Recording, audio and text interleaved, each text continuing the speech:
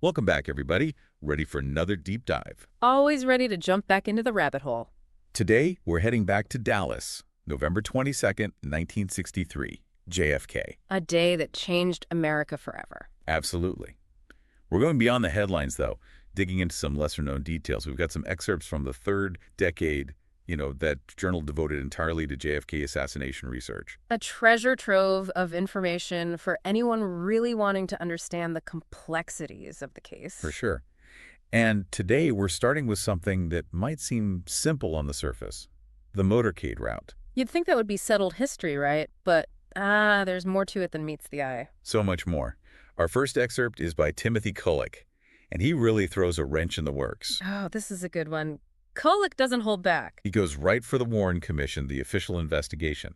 They claim there were these news articles published before the assassination that laid out the motorcade route, including that turn onto Houston and then Elm Street. The turn that put the president right in the line of fire. Exactly. But Kulik, he argues those articles might be completely made up, fabricated. Now that's a bold claim. It is, but get this. He couldn't find a single original copy. Not in the National Archives. Nowhere. Wow. You'd think with all the records they have, at least one clipping would have turned up. Right. It makes you wonder where they all vanished to. If they ever existed in the first place. Exactly. And it gets even weirder. Kulik, he found witness testimonies, like from Governor Connolly. He was in the car with JFK, saying they were never told the exact route beforehand. That's strange. You'd think they'd be in the loop, especially those responsible for the president's safety. You would think. It just doesn't add up. And Kulik found more inconsistencies, like a Times Herald edition from November 22nd itself. It actually contradicts those earlier articles about the route.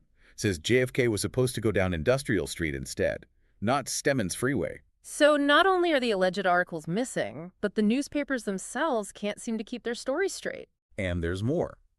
Why wouldn't the president's route be front-page news? It wasn't. It was buried at the end of random articles.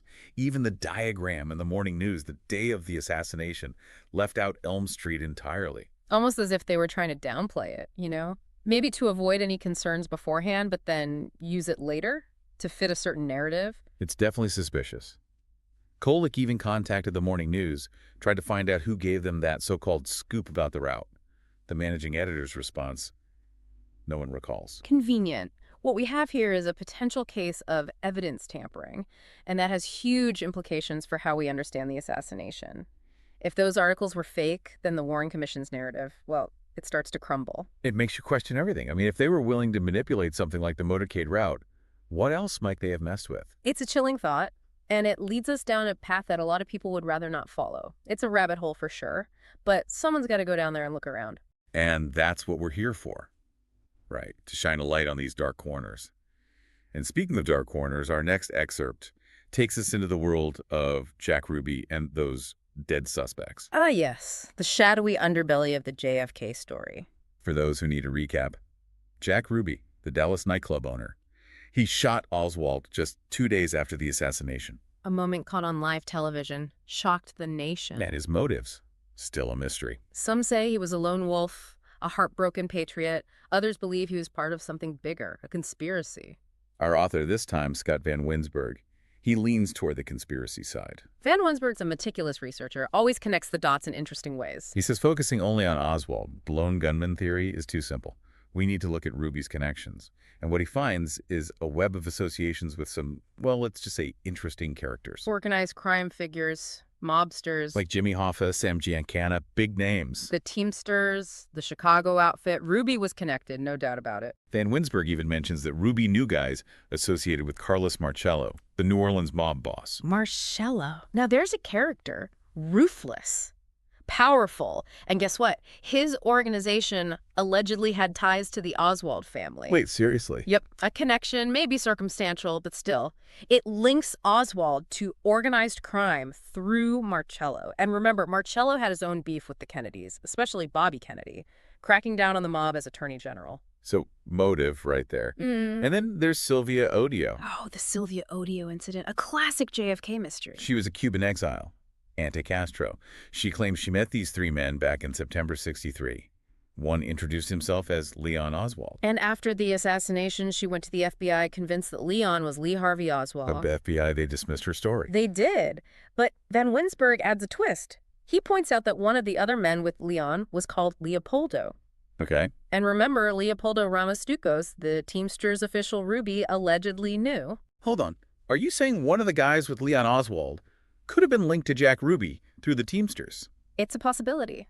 And given Ruby's ties to Hoffa and Giancana, that random meeting Sylvia Odio described, well, it becomes much more interesting. Suddenly, these scattered pieces start to form a bigger picture. Not just a lone gunman.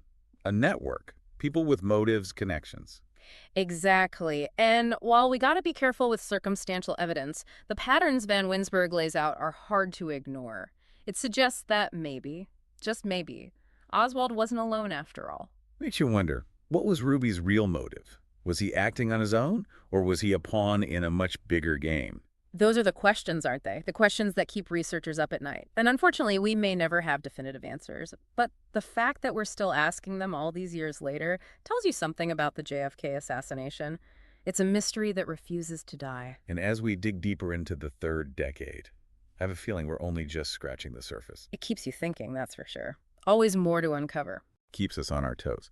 So, as we wrap up this deep dive into the JFK assassination, what are the big takeaways? What do we want our listeners to remember? Well, I think the main thing is we can't just take the Warren Commission report as gospel, the official story. Those potentially fake articles about the motorcade route, that's a big red flag. Makes you question the whole investigation. Like, if they mess with that, what else do they try to hide? Exactly. And then you've got all these dead suspects tied to Jack Ruby. It paints a picture of something way more complicated than just a lone nut with a rifle. No doubt. Hoffa, Giancana, Marcello, these weren't small-time players. And Ruby's connections to them, that's not something you can just brush aside. Plus, you throw in the Sylvia Odio incident, the possible link to Ruby through that Teamsters guy, it just adds fuel to the fire. It's like every layer we peel back, there's another layer underneath. Right. And that's the thing about the JFK assassination. It's a puzzle with missing pieces. We may never have all the answers, but we got to keep searching, keep asking questions. Absolutely. And for our listeners who are hooked on this case, where should they go from here? Well, the third decade is a great place to start. Seriously, it's packed with research, analysis, firsthand accounts, all kinds of stuff that will challenge what you thought you knew. It's amazing how much information is out there, just waiting to be discovered. And that's something we should all remember, not just when it comes to the JFK assassination.